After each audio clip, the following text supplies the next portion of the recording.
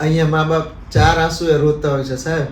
મારી પાસે તો ઘણા ઇન્વેસ્ટર્સ મેં જોયું છે, ઓલાને પૈડી જ નથી હોતી એના દીકરાના લગ્ન થયા છે, જે વહુ આવે છે ને એ ક્યાં ઘડાનું પાણી પીને આવી છે ને તમને નથી ખબર.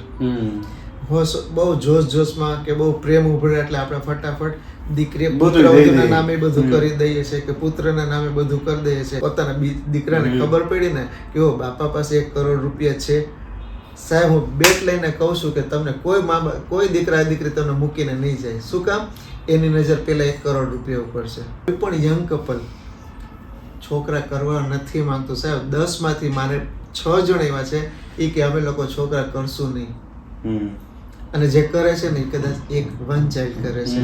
અરે એ એટલી ખરાબ પરિસ્થિતિ છે.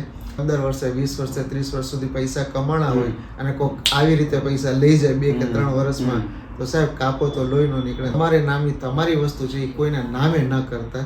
જ્યાં સુધી જીવો બધી વસ્તુ તમારા નામે જ રાખજો. મિત્રો, અત્યારની ભાગદોડ ભરી જિંદગીમાં આપણે સતત દોડી રહ્યા છીએ. શું કામ? આર્થિક ઉપાર્જન માટે, પૈસા કમાવા માટે, પૈસા ભેગા કરવા માટે. કેટલાય લોકો એવું કહેશે તમને કે પૈસા હાથનો મેલ છે, પરંતુ હું અસહમત છું એ વાતથી. પૈસા છે તો બધું છે, અને એ વરવી વાસ્તવિકતા છે. આ પૈસાના કારણે જ કેટલાક વૃદ્ધ મા બાપો હેરાન થઈ રહ્યા છે. કેટલાક ઘરમાં આ પૈસા અને મૂડીના કારણે જ પ્રશ્નો આવી રહ્યા છે. એના કારણે જ ભાઈઓ જુદા પડી રહ્યા છે, અને મા બાપને આજે કોઈ સાચવવા તૈયાર નથી. ઘરના પ્રશ્નો, ઘરકંકાસ અને આ પૈસાની જે મથામણ છે, આનું નિવારણ કઈ રીતે આવી શકે, લોકો આમાંથી બહાર કઈ રીતે નીકળી શકે, આજે ફાઇનાન્શિયલ એક્સપર્ટ ધર્મેશ સોની સાથે એ વિષય ઉપર વાત કરવી છે. તો આવો સીધા જ મળીએ અને વાત કરીએ વાત ગુજરાતી પર. તો આપણી સાથે છે ધર્મેશભાઈ સોની. સીધો જ એમને પ્રશ્ન કરીએ. મિત્રો, અત્યારે મા બાપને સાચવવા નથી. ઘણા સોશિયલ મીડિયા ઉપર તમે વિડીયોઝ જોતા હશો, મા બાપને સાચવવા અથવા તો એનો દેખાડો કરતા હોય, પણ મા બાપ ને વૃદ્ધોની અત્યારે સમસ્યાઓ વધી રહી છે. ત્યારે એ સમસ્યાનું સમાધાન શું થઈ શકે? વૃદ્ધાશ્રમો જે વધી રહ્યા છે એનું કારણ શું હોઈ શકે, અને આનો નિવેડો પણ શું આવી શકે, આનાથી બચી કઈ રીતે શકે, વૃદ્ધોને શું ફાયદો થઈ શકે, એની વાત આજે કરવી છે. ધર્મેશભાઈ, શું કહેશો આ પ્રશ્નનો સીધો જ જવાબ? હા, તમે આજે વાત કરી કે વૃદ્ધોની કે બરોબર, વૃદ્ધોની સંખ્યા વધતી જાય છે. નો ડાઉટ અત્યારે આપણે સમજીએ છીએ કે યુરોપ, અમેરિકામાં પણ વૃદ્ધોની સંખ્યા વધી રહી છે.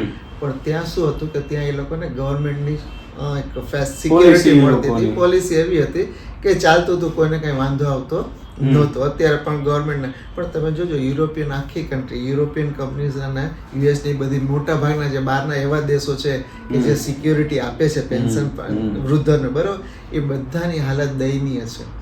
ભલે અત્યારે બધા દેખાય, પણ એ બધાના જીડીપી આપણે, હું તમને થોડું ટેકનિકલ કહું કે એ લોકોનો જે દેણાનો રેશિયો કહેવાય ને, ડેટનું, એ લોકોનું ડેટ એના જીડીપી કરતા, એટલે જેટલું વાર્ષિક એ લોકોનું આપણા દેશનું ટર્નઓવર એના કરતાં પણ વધારે તો દેણું છે.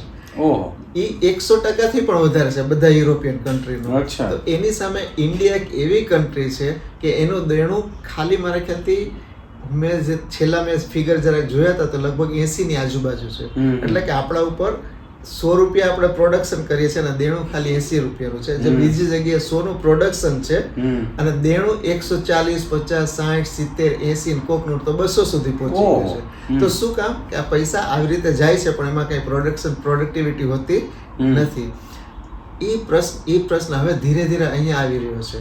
પણ હવે અહીંયા શું છે, સિક્યોરિટી છે નહીં. વૃદ્ધો વધતા જાય છે, છોકરાઓ તો ભણી ગણીને બારે વયા જાય છે, રાઈટ.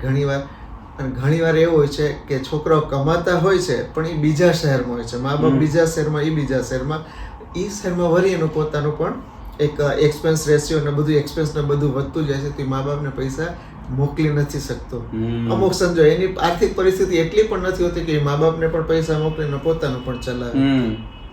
બીજા પણ ઘણા બધા રીઝનો છે, બહુ લાંબી વાત છે. પણ આનો એક જ ઉપાય છે, હું દરેક વૃદ્ધોને કહું, દરેક જણને કહું આજની તારીખે, જે અત્યારે હવે 30, 35, 40 વર્ષના છે, કે એનો પણ એક સમય આવશે વૃદ્ધ થવાનો. વૃદ્ધ થશે જ એ લોકો પણ, બરોબર. તો શું એ લોકોએ પોતાનું રિટાયરમેન્ટ પ્લાનિંગ કરીને રાખ્યું છે? તો મને શું લાગે છે કે અત્યારે હું જ્યારે પણ કોઈને વાત કરું છું ને કે યંગને, કે દોસ્ત તારો રિટાયરમેન્ટ પ્લાનિંગ, તો કે સાહેબ હજી લગ્ન થયા છે ને તમે મને રિટાયર કરી દીધો. થોડુંક કોમેડી તરીકે આમ લાગે કે હસવાની વાત થાય કે હજી મેં જીવવાનું છે, હજી મારા દીકરા દીકરી નથી અને તમે મારા રિટાયર નીકળવા કરો છો. બીજું કારણ હું તમને કહું, તમે દીકરા દીકરીની વાત કરો છો, પણ કોઈ પણ યંગ કપલ છોકરા કરવા નથી માંગતું. સાહેબ 10 માંથી મારે 6 જણ એવા છે એ કે અમે લોકો છોકરા કરશું નહીં, અને જે કરે છે ને એ કદાચ વન ચાઇલ્ડ કરે છે. રાઈટ, એ એટલી ખરાબ પરિસ્થિતિ છે. કદાચ આપણને એમ લાગે કે ધર્મેશભાઈ આ શું વાત કરે છે ફેમિલી પ્લાનિંગની, રાઈટ, પણ મને એમ થાય છે કે દરેક જણે ઓછામાં ઓછા 2 જણ છોકરા થાય ને એવું કરવું જોઈએ. કેમ કે જો 2 છોકરી હશે તો પણ વાંધો નહીં, કે ભવિષ્યમાં બંનેને એમ લાગશે કે મારું કોઈ ફેમિલી વાળું છે. છોકરા છોકરી હશે તો ભાઈ બહેન લાગશે, બરોબર, એ બધું કંઈક ને કંઈક આગળ વધશે. પણ આ બધામાં કદાચ બધા છૂટા તો પડી જશે, પણ મા બાપને કોણ રાખશે? રાઈટ. તો એના કારણે મને શું લાગે છે કે જો તમે અત્યારથી એક એવું પ્લાનિંગ કરો કે મારો એક ત્રીજો દીકરો દીકરી પણ છે, રાઈટ, તો તમે એના નામનું પણ ઇન્વેસ્ટમેન્ટ કરો. રાઈટ, વર્ચ્યુઅલ કે કોઈ છે ને પણ એક દીકરો છે એમ સમજીને હજી એક તમે એક બાળકનો જેમ એક્સપેન્સ કરતા હોય એવી રીતે એવરી મંથ એનો પણ તમે એક્સપેન્સ કરતા જાઓ. એક બાળકનો 5-5, 10-10 હજારની તમે એસઆઈપી કરો છો, તો એવી રીતે બીજું એમ સમજો કે હજી એક ત્રીજું બાળક છે ને મારે એની 5,000ની એસઆઈપી કરવી છે. સાહેબ 20 વર્ષે પેલો દીકરો જે છે ને, ખાસ જેને તમે ભણાવી ગણાવીને મોટો કર્યો, એ કદાચ એવું બનશે કે ફોરેન વયો જશે, બીજા શહેરમાં વયો જશે, એના લગ્ન થઈ જશે તો એના ફેમિલીમાં અટવાઈ જશે.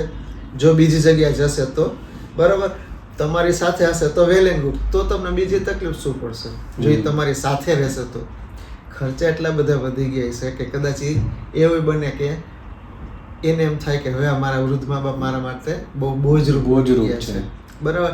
તો બની શકે એ લોકોના સ્વભાવ, એ લોકોના તમારી સાથેનો વર્તન, વાણી બધું ફરી જાય, બરાબર છે. તો એવા કોઈ ચાન્સ જ આપણે નથી લેવા. એના કરતા તમે બેટર છે કે તમે પણ પોતાની એક અલગથી એમ સમજો દીકરા દીકરી છે એની એસઆઈપી તમે કરો, તો 20-22 વર્ષે તમે જ્યારે રિટાયર થશો ને તો તમારી પાસે એક એવું શાનદાર કોર્પસ હશે કે તમે કદાચ કોઈ દીકરા દીકરી નહીં હોય ને, એસઆઈપી વાળો દીકરો જેના નામ એસઆઈપી કઈ રીતે એ તમારી પાસે રહેશે.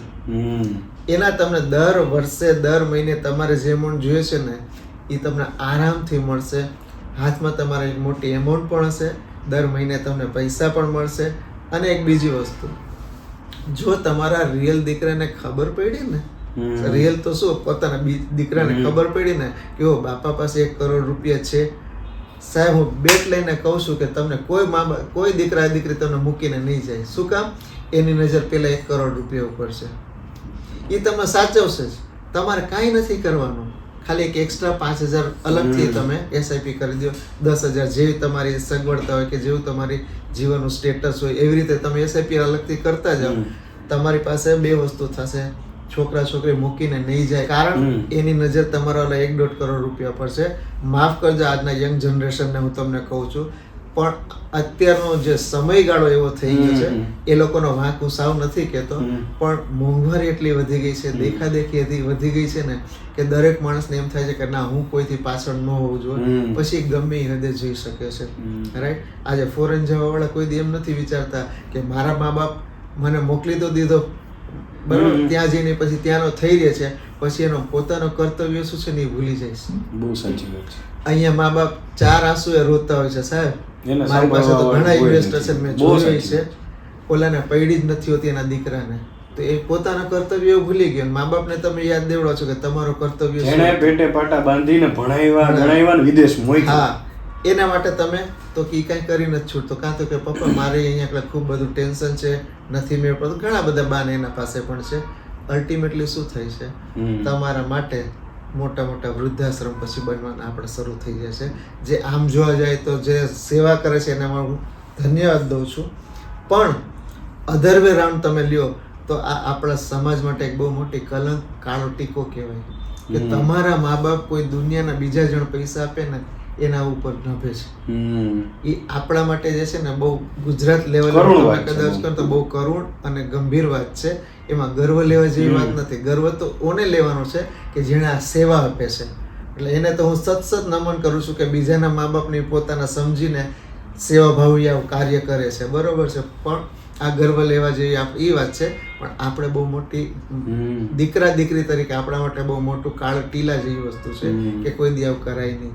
તમને ખ્યાલ હશે કે જૂના જમાનામાં ગામડામાં ખેડૂતોના ભાગ બને ત્યારે તમને ખબર છે ઓલા જીવાય આવે હા, કે મા બાપ જેની હારે. મા બાપ જેની સાથે રહે એની સાથે જીવાય. જીવાય એટલે કે માની લ્યો કે 20 વીઘા જમીન હોય તો 4 છોકરા છે તો 5 ભાગ પડે એમાં. ચાર નહીં, પાંચ.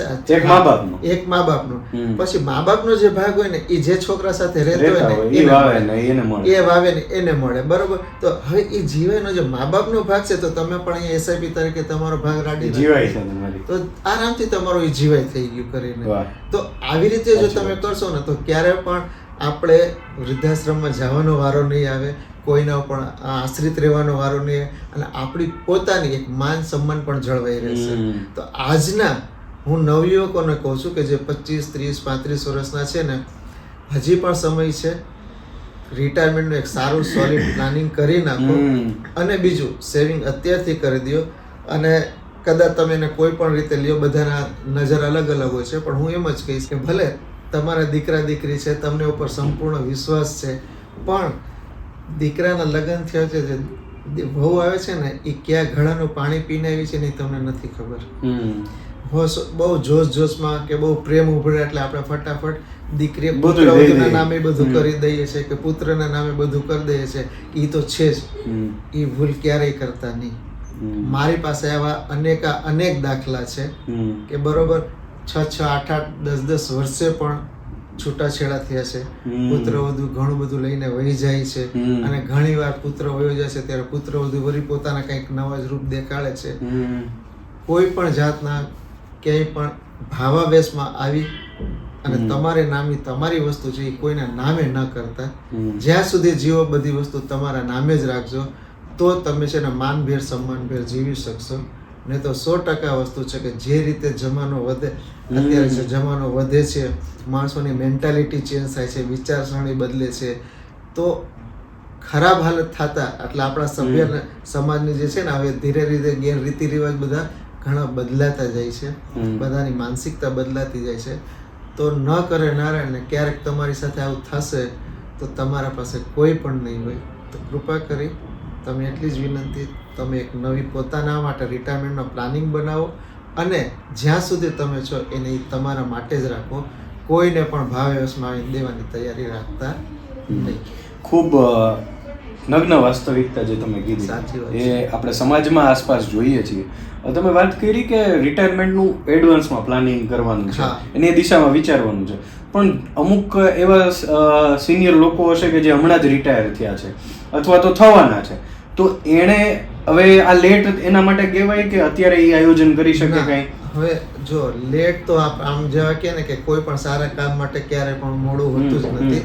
જાગ્યા ત્યાંથી સવાર કહેતા હોય છે, પણ હવે ઘણી વાર એવું છે કે 55 ને 60 વર્ષે તમે એમ કે હવે મારે કંઈક કરવું છે, તો બની શકે કે જેટલું વધુ થઈ શકતું હોય એનાથી આપણે વધારે તો કંઈ કરી નથી શકવાના.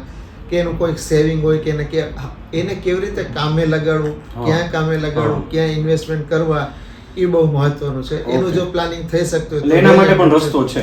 એના માટે પણ રસ્તો છે. સાવ એવો નથી કે તમે બધું થઈ ગયું કરી રિટાયરમેન્ટ વખતે એક અમાઉન્ટ આવવાની હોય એનું મોટા.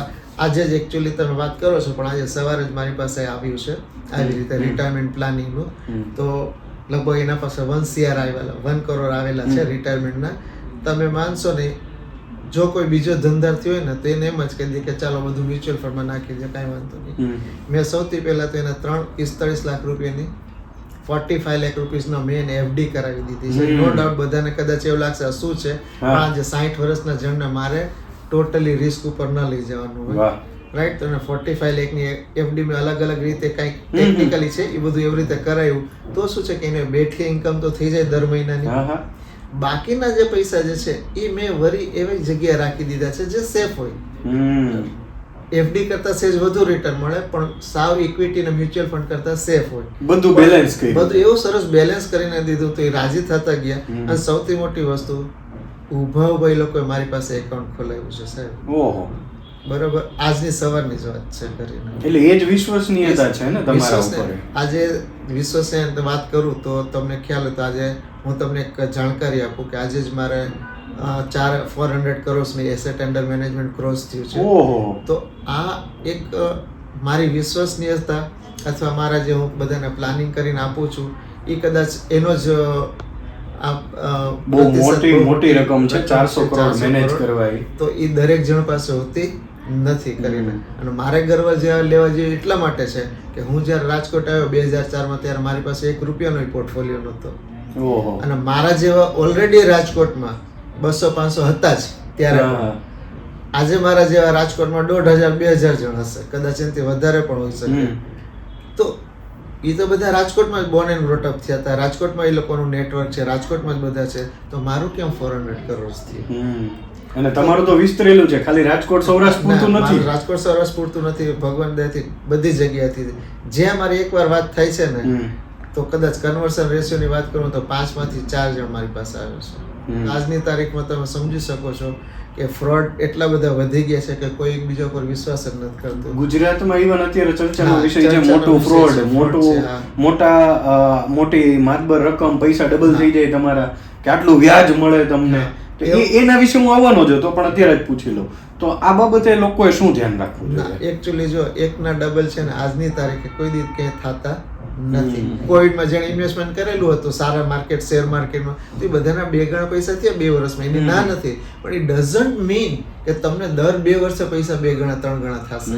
એ એક ટાઈમ હતો, તમે રોકી લીધા. પણ ઓવરઓલ તમે જ્યારે તમારો રોકાણનો સમય લાંબો હોય તો તમારે 15% થી વધારે આશા ન રખાય.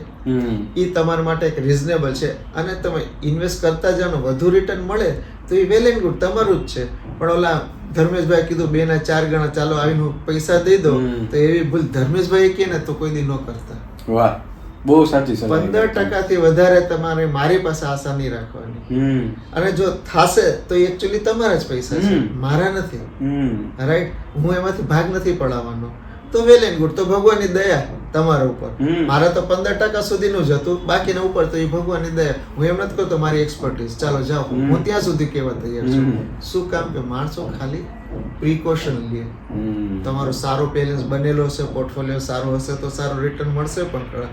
પણ મેક શ્યોર કે ગમે ત્યાં તમે ઇન્વેસ્ટમેન્ટ કરવા જાઓ તો સારી કંપની જો, દરેક કામ બેંક થ્રુ થાય, મોટી કંપની થ્રુ થાય, એની તમે ખાસ કાળજી રાખો. 2 વાર તમે વિચાર કરો, તમારા પૈસા બીજી વાર પાછા કદાચ આવે ન આવે, એ બહુ મહત્વની વાત છે.